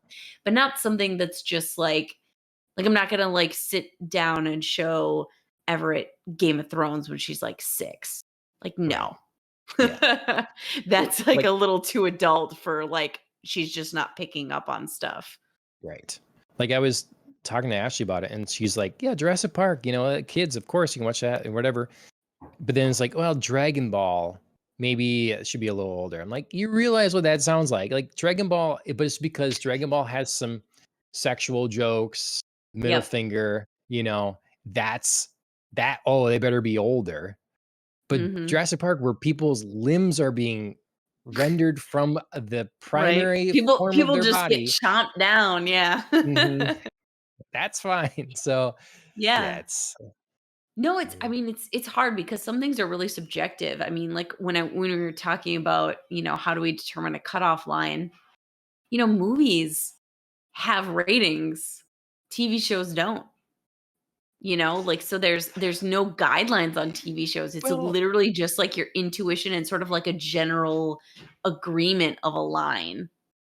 if it's There's on there's TV, they always now have a rating for kids, right? It's like well, now though. Y7, TV Now 14. though. Sure. Like they Sure, didn't some of the used older to stuff. show that. They didn't used to Yeah. show that stuff like before or like they didn't used to rate stuff all the time. So like Mhm. older things, it is I mean, again, like you sort of like build up an awareness and like a collection of like this is what things are rating so you get a general feel, but there's some things for Mhm. sure that you just have Yep. to make guesses on. Well, it looks like you kind of broke things down a little bit by, media type. So why don't I you, did. kinda break it down for us? What'd you pick here? Yeah, so I picked some things that, like, I thought about in my childhood. I'm gonna start out with cartoons because although they weren't the first things I was introduced to, they were some of my, like, earliest, I would say, obsessions. Like, I Okay. was definitely a Saturday morning cartoon person. Like, I just, like, lived for that when I could get up before my parents, pour myself a bowl of cereal, and just, like, sit down and catch some of my favorite stuff. Sure. And Yeah. and like cartoons for me just like one flowed after another, and like they weren't always good. Or they, the thing didn't always have to be my favorite, but like watching one thing opened up doors into another thing. So like some of the first cartoons that I can remember um are Yu-Gi-Oh and Pokemon. Okay. Okay. So, like, I Sure. have Pokemon on my list because I loved it. I thought it was, like, this, like, really fun adventure, just, like, kept going forever. I was always interested in, like, the new creatures that they could come up with. It was just I don't know, I Mhm. love the theme song, like, I could still sing you basically all of it, and, that to me is, like, the hallmark of a good cartoon. When you can just, like, really get into a theme song. It's oh god, it's one of the reasons that one of the things that I really want Everett to watch, but didn't quite make a top 5 is on there. It's DuckTales. Love that theme song. Mm. Oh, Yeah. I could just Yeah. crush that. Mhm. But yeah, so Pokemon just for me because it's, like, one of the first ones I can remember. Um but then it, like, kind of led into other things like Teenage Mutant Ninja Turtles. Everett has already watched some of that. I can't wait for, like, Cora to join in because Sure. that just ugh, I love TMNT, and I love that it spawned so many iterations. Not all of them will I want them to watch or Right. would recommend them to watch, but I love TMNT. Just classic Yeah. storyline right there. Um, and then from there, keeping in our creature theme, Gargoyles. I just rewatched a bunch of that. It's on Disney Plus. I love it. It speaks to me as someone who just like is an Anglophile, and this is like kind of related because they're like set in Scotland originally, and then they like get brought over into Mm. America, Right. and into New York City. So it's adjacent enough that I just like love the history that's there. I love like these very complicated rules that happen around the gargoyles, like transformations and the crimes that they solve that are both like in the present, in the past. They do a bunch about time travel. I love all of it. It's cheesy and Nice. hokey and so 90s, but it stands up. I love it. Nice. Um, Keeping in our 90s theme, X-Men, the classic for me, just like the Mhm. heart of Saturday morning. Once I was introduced to it, once I first saw it, X-Men to me is just like the epitome of good cartoons. And Yeah. I know it's not like particularly it's one of those ones that for me straddles the line. It's not particularly like geared towards kids where there's like Right. nothing problematic about it, but it's enough that like I'm giving it like in the 6 to 10 range, it would get a pass for sure. I would introduce Evie Yeah. to it when she's a little bit older. It's a perfect time to, like, really get into I mean, really all the things you're listing here, that's, like, the great time well, I guess TMNT and Pokemon, that could be a little earlier, you can really get into that pretty young Yeah, probably. But, yeah, X-Men, Gargoyles, like, that, you know, you're 8. Boy, that's yeah, perfect. You're just gonna yeah, absolutely exactly. devour that. Mhm. Well, like I said, I mean, TMNT, Everett's already watched. We haven't introduced her to Pokemon yet, just mostly because we've had other things. She's watched other shows. This is definitely a list, like a goal of mine to break her like cocoa melon addiction. So we're like Mm, starting off small by introducing her to other things, but Pokemon is definitely like next on the list for sure. okay, nice. So, and then my Yeah, final and there's choice is like an oddball one, but I loved it so much as a kid, Recess. It's okay. like it's I don't know, it was in that whole like Doug, Hey Arnold, Pepper Ann, Daria era, but Recess was the one that spoke to me. It was just like group of friends, they were like random oddballs, and every time they were kinda like plotting to like, have something happen during recess. Like, I don't know why this just like group of kids was just terribly interesting. And they had like a whole nemesis in like the teacher that oversaw recess and her little like minion Randall. God, I just loved watching them try to like foil each other all the time, but there was like still heart to it. It's Mhm. good. It's good. I don't know anything about recess. Nothing. Recess was really fun. I really liked it. I probably have seen an episode or Muriel, two here and there, but, Miss Miss Finster, I think was her name, but I know her first name was Muriel. uh, it's Yeah, funny. she was the teacher that oversaw recess. Oh god, she was a character. Okay. Well, nice. Yeah, that's a good list. I mean, I can definitely approve a lot of that. Um, yeah, I mean, the difficult thing for me is gonna be, like, waiting long enough to show them these Yeah, things when they can appreciate it and yes, like it and there's a remember delicate it. line. 'Cause it's like, well, they can watch it, but they won't remember it at all. But I guess you can rewatch it, whatever, you know? So, I don't know. Don't know. I probably won't think about it that Right. much, honestly, when we're to the point, it's just like, "Oh, that's time to try this," you know? So, cool. Alright. Well, so that's Sorry, obviously, I like, had say, I had to look it up. cartoons. I had to look it up. It is Oh, her Miss name? Finster. Yep, Muriel Nice. Finster. Alright. Childhood at work here. Mhm, mhm. Looks like next category is, movies? It is movies, yes. Movies was actually really hard for me, because so many of the movies that I like are definitely a titch older. I would say, like, somewhere around 12, Like 13 years Alien? old, I would. Yeah. Yeah, like Alien. Mhm. They're just, like, a titch older, like, just that little extra, like, I probably wouldn't show either of the kids until they were, you know, approaching that teens era. Yeah. Um, but Mhm. I did think about, like, of course, there's Disney movies that I loved when I was a kid. So I kind of put my top 3 because I'm definitely all about the music for Disney Okay. movies. So, think about things that, like, I still love and I hear and I'm just like, ugh, instantly transported. Mulan, Hercules, Beauty and the Beast are kind of my top 3. Okay. Alright. Mulan, mostly for the music, Hercules for the music, and then Beauty and the Beast, literally just for the opening narration scene. I Oh. do I do love the entire movie, but literally just that, like, opening, I always remembered that as a kid. Hmm. I don't know why. Okay. It just, like, stuck with me. And Gaston. Ah, No Gaston. one Mm, it's fights good. like Gaston, no one. Yeah, Yeah. exactly. In a Okay. wrestling match, nobody bites like Gaston.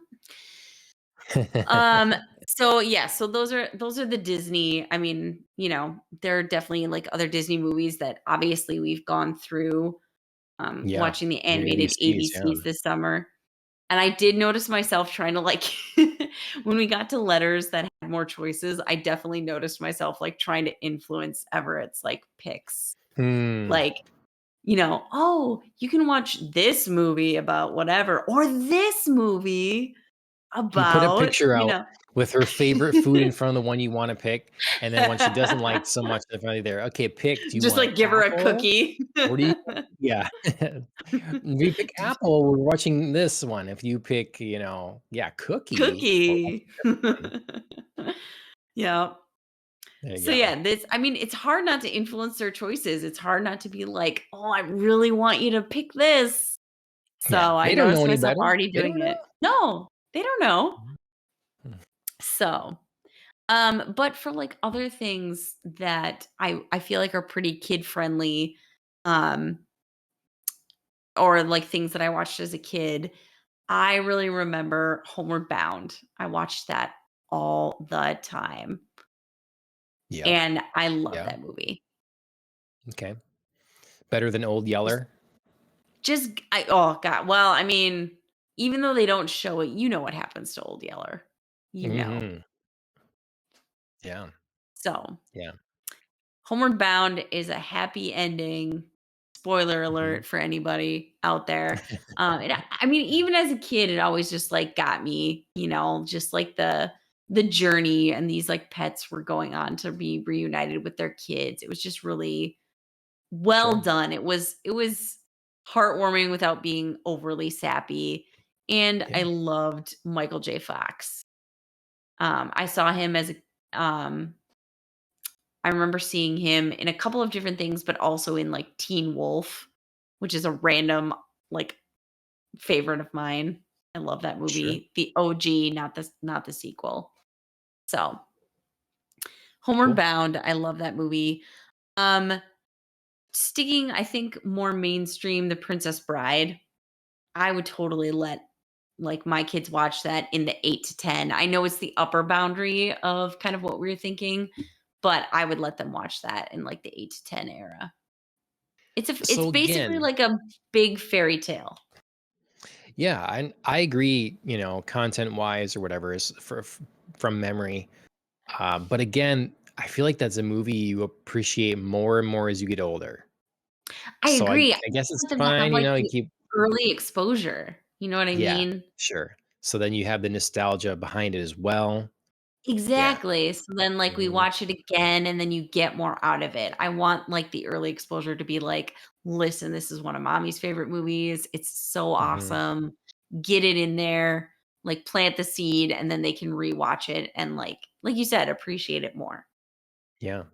Mhm. Cool.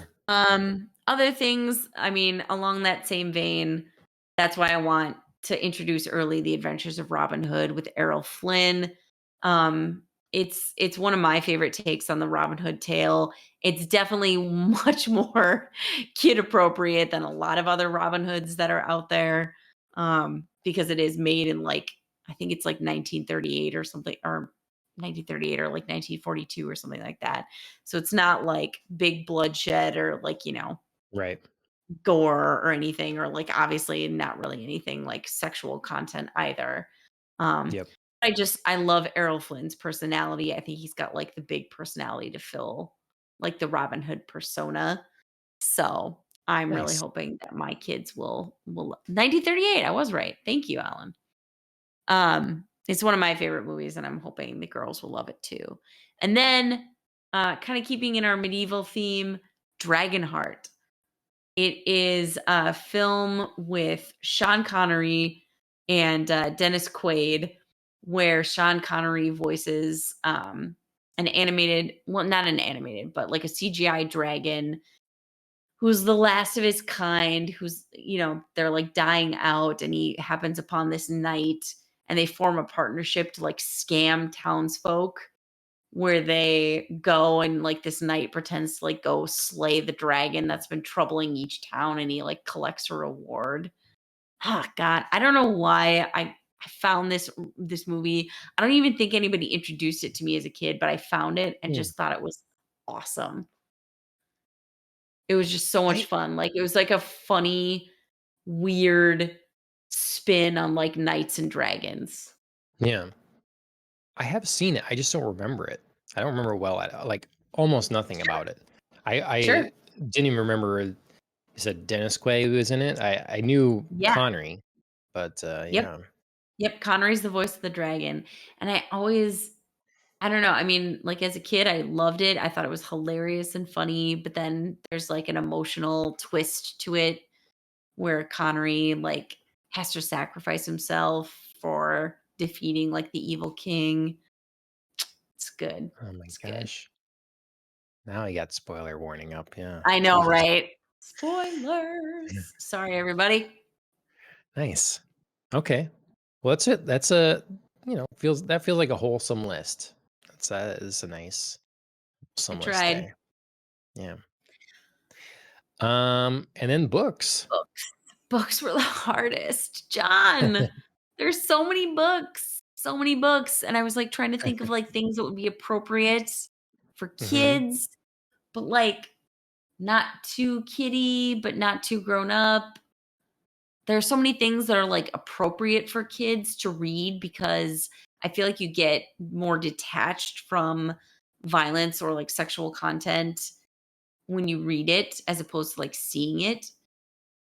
Yeah, So if it's it's like, not how do described in, like, graphic detail, then right, yeah. like, I'm not gonna, like, hand Everett, like, Game of Thrones and be like, "Well, read about some incest and, Mhm, good luck, kid." mhm, But, mhm, it's just it is harder to draw, like, a line for books and where is, mhm. like, too much. But I tried. I thought there were, like, some and there's so many books that, I want them to read that it was just, like, really hard.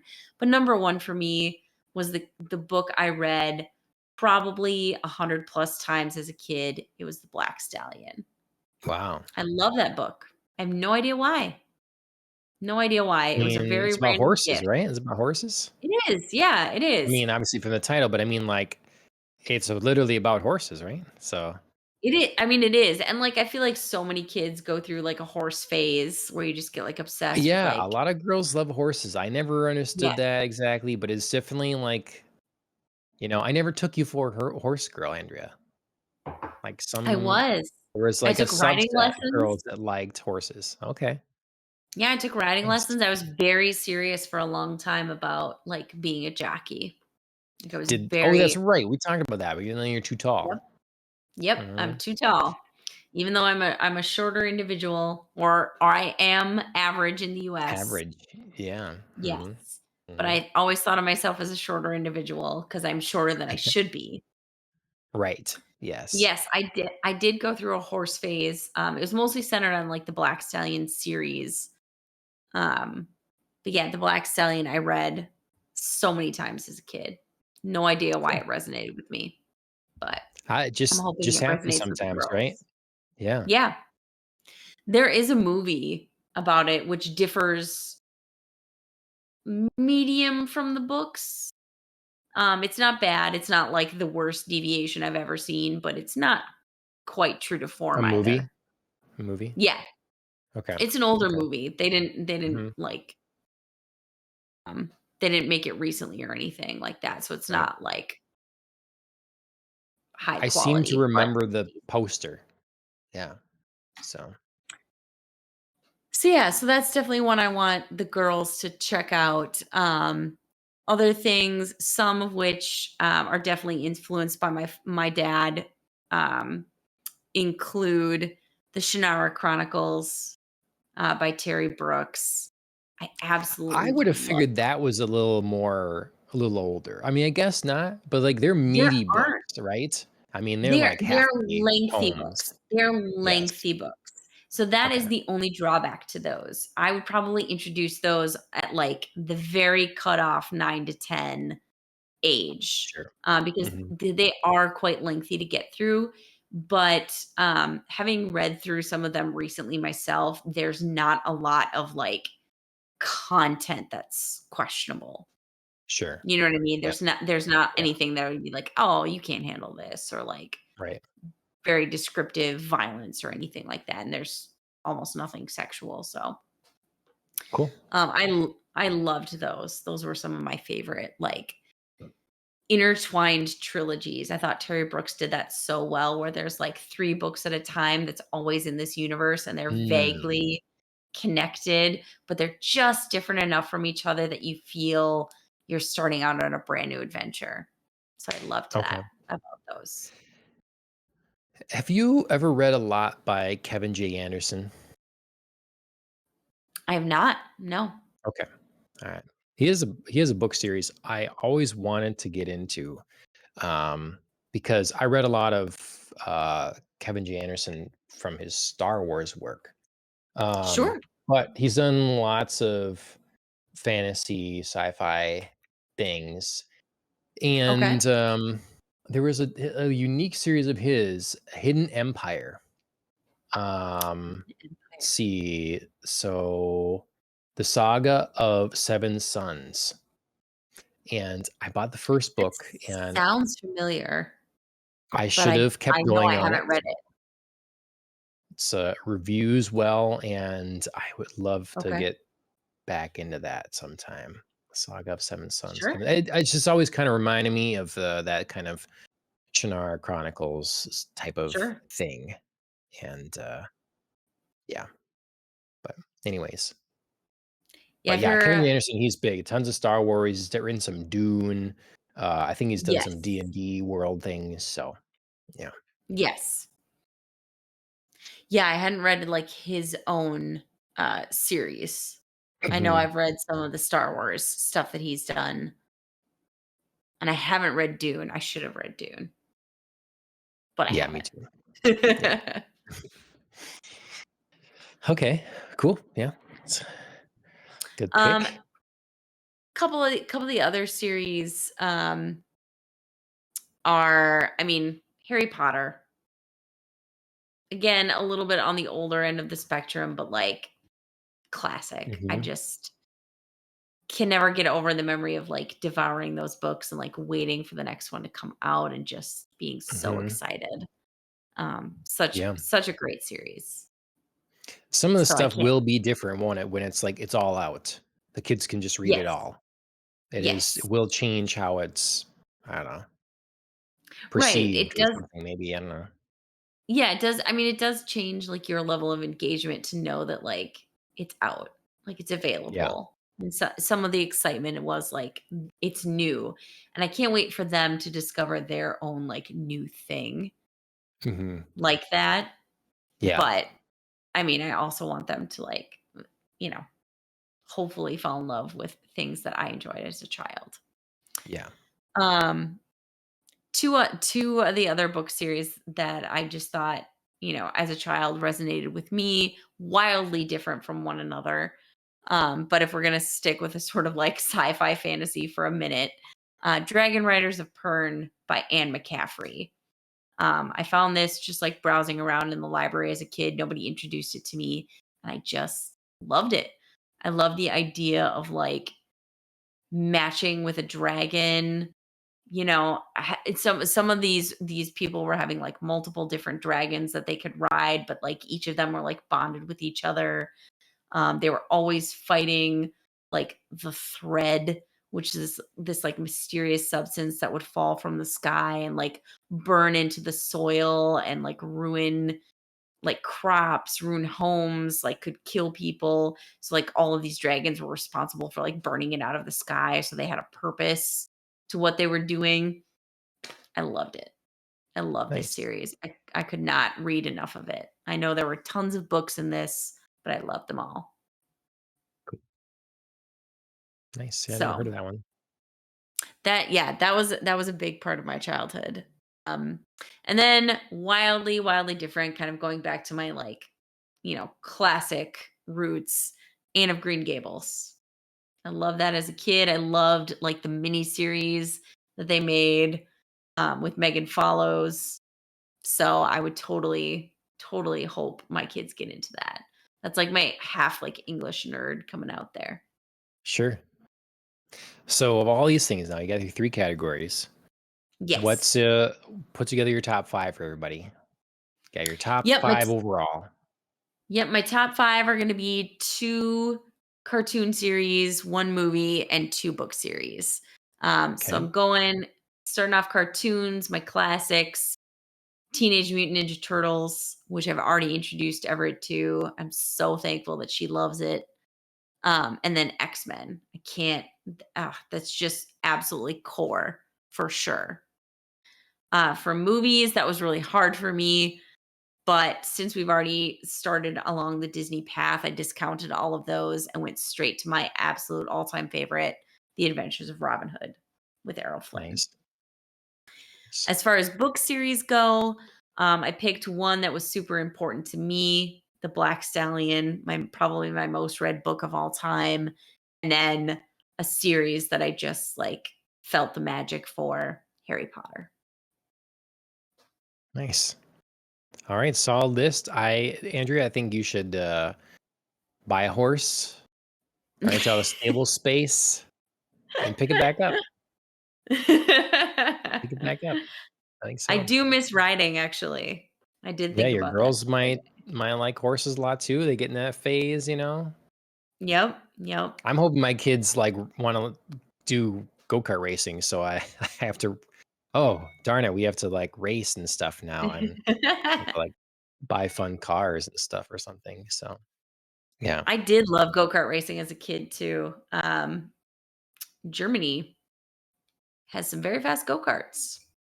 Oh, okay. I went on a track when I was a kid visiting my family over there, and they have, like, 40, 50-mile-an-hour go-karts, and they are Nice. intense. They are fun, but that is also a formative memory of mine. Cool. So pro tip, go to Germany. Well, I didn't break down a like different categories per se in terms of like a number of different ones per category, but I went straight to like a top 5 here.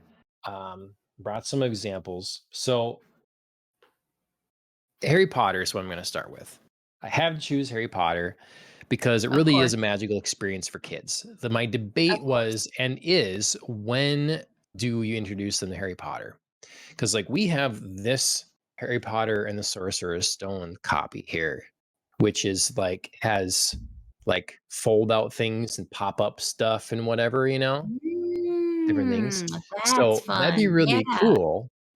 Um, but so I kind of like the idea of reading the Harry Potter books when you're the age of the kids, or really close. So the kids go to Hogwarts when they're 11, but that also kind of seems like a long time to wait Mhm. for to have your kids get into Harry Potter. Now, on Yeah, the other hand, like when you talk about the movies, it's like, well, some of the later movies get pretty dark, pretty yeah. serious. So you wouldn't want to necessarily have them into that super young. Like we had the benefit of waiting for each book to come out. So we kind of got older with them as With they the kids, released and some of that. yeah. So I'm not sure how to do it exactly, but I would say probably at that age of 10, maybe. Like I'm thinking maybe start reading it to them or something when they're young and they don't exactly maybe won't remember. Then when Yeah. they like hopefully will want to read, be reading at 10, they can start reading it and be the age of the kids and go all the way through. Yeah, So I read Harry Potter to Everett at nap time when she was a yeah, I baby. remember you saying that. It's like that's cool. Yeah, I got through book Um 4. okay. Okay. Then that's where it starts getting more serious. Yeah. Yep. Yeah. Let's see. Oh, we had a new commenter here, COS222. Um, sort of see Harry Potter is kind of lameish now that I've outgrown it. I wish I was a bookworm in grade 5 to appreciate it. Hmm. Yeah. Yeah, I mean, it really is something that I think a kid can grow with. And if you manage to read it at that right sort of time, it really is Mhm. a kind of magical experience, the way you can relate to it and Absolutely. stuff like that. So, I tried to so I didn't do like 5 of each category, but I did try to pick like something In important that I'm each going to use category. potentially to, yeah, to introduce some elements. So I'm hoping they'll already be reading by the time they're getting into Harry Potter and interested in reading. And so they'll get Yeah. into it and then keep going. Um, but now I have Yu Yu Hakusho. So I Nice. talked about that on the anime podcast of the week, actually. Yes. This to me is a really good example of like you listed Pokemon and stuff. But like Mhm. for the thing, I'm hoping our kids will want to go to anime conventions and stuff like that. And I got to get them into anime somehow and have them understand what anime is and that's something different. And I think Yu Yu Hakusho is a nice one for that. Like it's Mhm. a little creepier, but it's only 4 seasons. It introduces again a lot of the tropes and things you'd expect from like sort of a shonen anime, but done very well. And so yeah, I think that Yu Yu Hakusho would be a just a great starter action anime for kids. I don't know what age exactly. Again, I would say, but somewhere in that like 7 to 10 range, be great.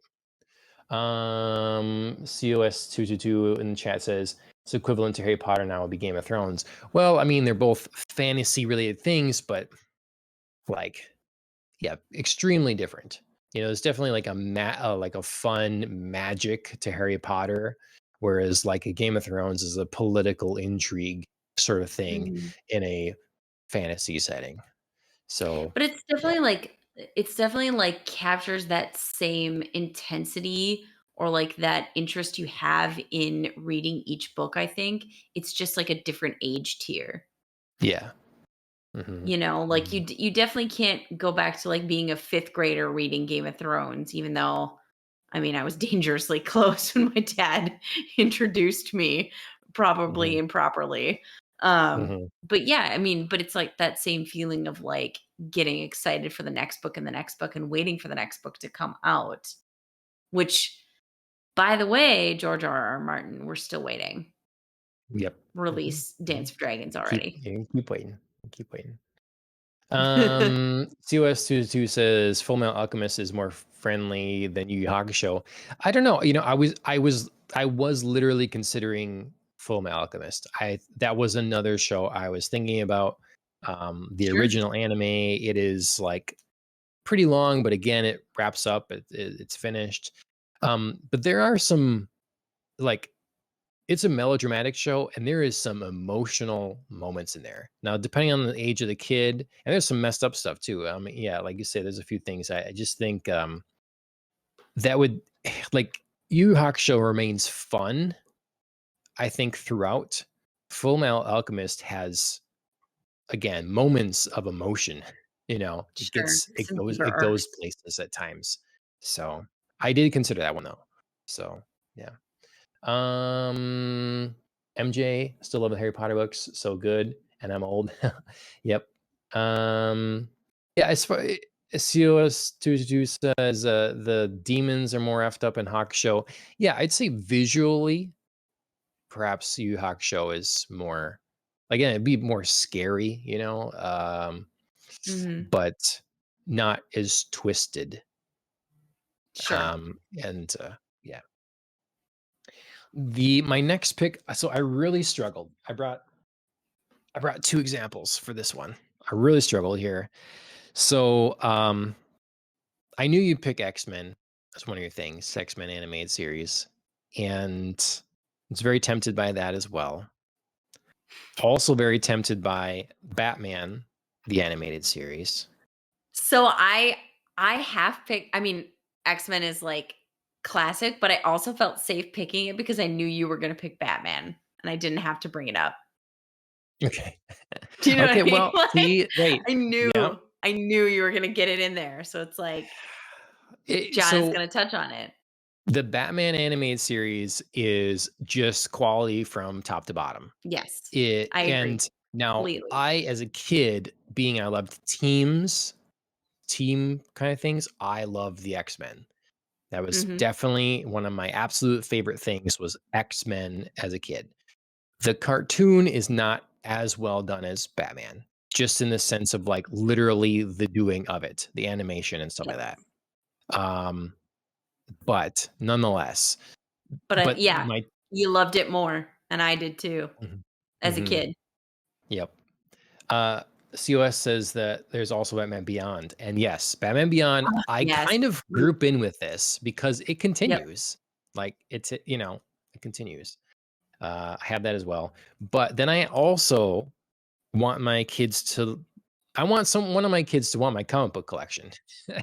So, I'm also talking about the comics here. So I'm like Batman animated series, comic book. I think what I'm saying is comic book because I want my kids Sure. to appreciate something physical that they possess and then some reading involved in it as well. And it kind of gets you to you know, appreciate the art a little bit more when you're like have to look at it in that way or whatever. So this is the Yeah. first comic book I believe I ever owned, feel real like real comic book. And I don't know That's if it awesome. shows up on there, but it is torn to bits. Like Oh, no, I can't see that. yeah, it's I don't know if I take it out. I have several copies of this one that I bought now since or whatever. Like here's the back. Uh like there's Oh, a yeah. yeah, you can see it's all like uneven. Yeah, it's I was gonna say it's Uh, coming apart for sure. yeah, there's all kinds of like Yep. tears and stuff in it. It's really because I just read. the hell out of this comic, and Yeah. it's so good. The art is what the kind of art that I absolutely fell in love with is definitely sort of mature-ish for the for when I was reading it. My image of Gambit, is from this book. Look at that man right there, Mhm. Gambit. It's here. Yes, So, that's my man. That's my mhm. man. So I picked this because to me this is the build-in to Batman the Animated Series. It's the build-in Mhm. to X-Men the Animated Series. Like Sure.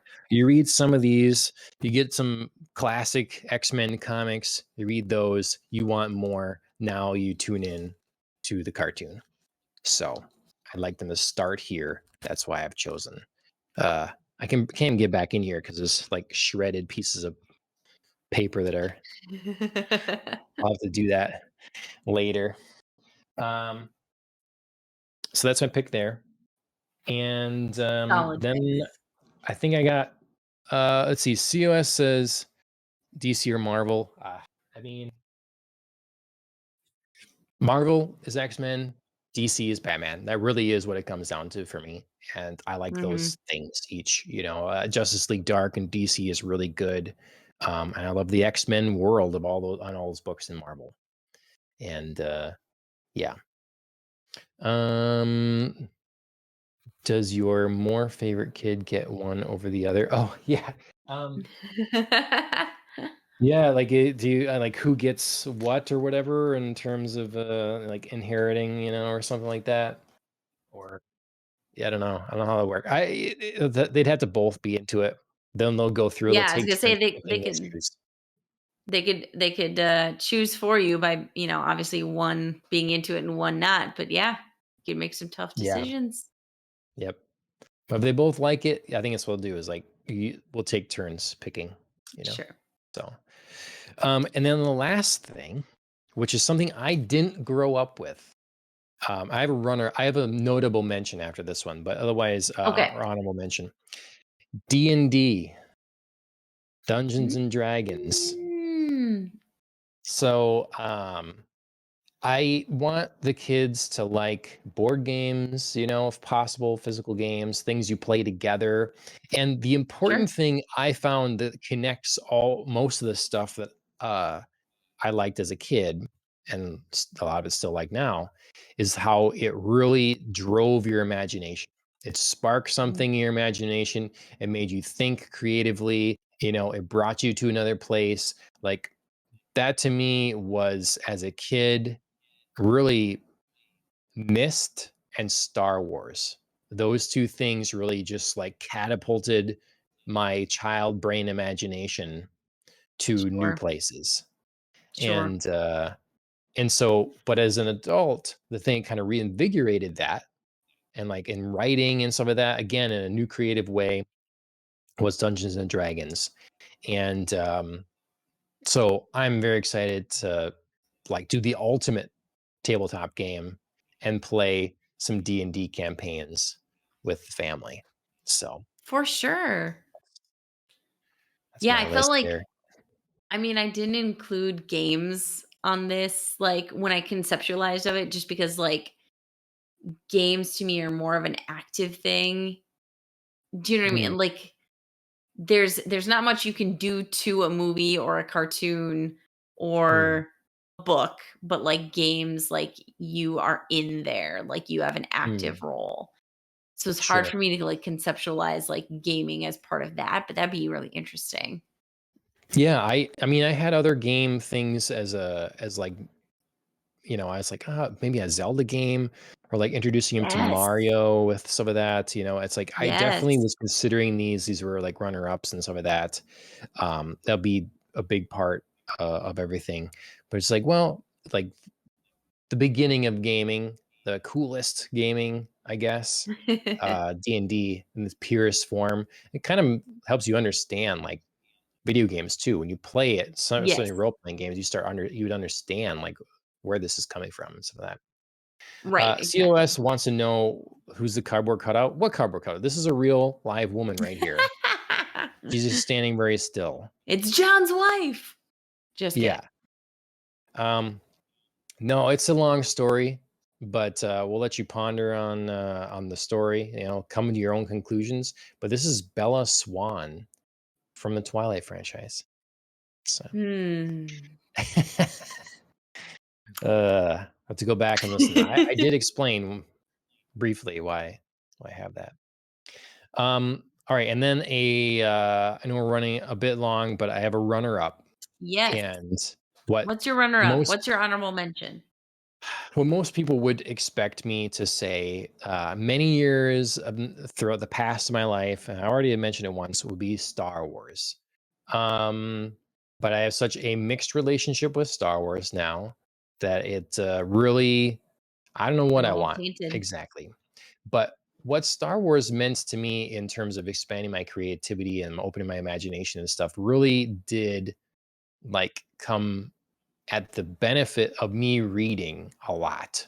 Like you read a lot, I read a lot, but I only read Star Wars basically. Sure. I almost exclusively read Star Wars books. Um, this is one that I would be interested in starting the kids on. It's a shorter, Okay. made for kids kind of book, and this to me fits the real Star Wars canon. So for those that aren't watching Star Wars Prophets of the Dark Side, by Paul Davids and Hollis Davids, and it's got a nice fancy looking cover on here with Luke Skywalker, a couple stormtroopers, a mysterious empire looking specter in the back, and then Ken Palpatine. This is Ken Palpatine, the grandson of Emperor Palpatine. Mhm. So this book, it's I loved it. It's a great book. I've read lots of the Star Wars kid books, teen books, and adult books, and I guess ultimately this represents, I hope, getting my kids to like reading. But you got to find that, for me it was anyways, you got to find that thing. I went to the Yeah. library all the time. You had to go to the library, pick out things. Only thing I ever picked out were dinosaur books. I just read dinosaur books. So just nonfiction, just read about dinosaurs, which is Sure. great, but not so much for the imagination until Star Wars came along. And then I just read Star Wars nonstop. So if I can get the kids starting to read Star Wars before even any of the movies, just like start reading Star Wars books, that would be amazing to me. And there'd be a lot of great content there to move forward with. And then when they're a little older, whatever you want to do with the movies, whatever you decide. So It's kind of funny to me, like sometimes I think of like books as books and movies have like an intricately tied relationship, especially nowadays when like it feels like almost everything is made into a movie or a show or whatnot. But books also served as like the OG fan fiction. You know what I mean? mm, Like there were certain series where like books just like spun off of the original series, be yeah, it a movie or a TV show, and you would just Star like Trek. obsessively read them. Like I, shocker, was obsessed with like the canon of Buffy books that spun off the TV Yeah. show. Like I Hmm. loved reading those. And there were some like really good storylines that came out of those.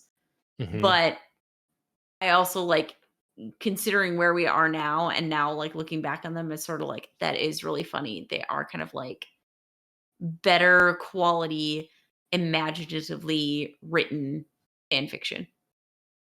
The difference with at least Star Wars is that the fan fiction far outweighs the real stuff now, the quote unquote actual canon. Ooh.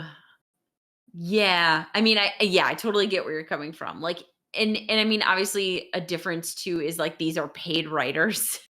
Like they're Yeah. not just like any Joe Schmo off the internet. You know, who can be good writers as well, but you know what I'm saying? Like Yeah. these books weren't just like handed out to anybody who could like type out a word.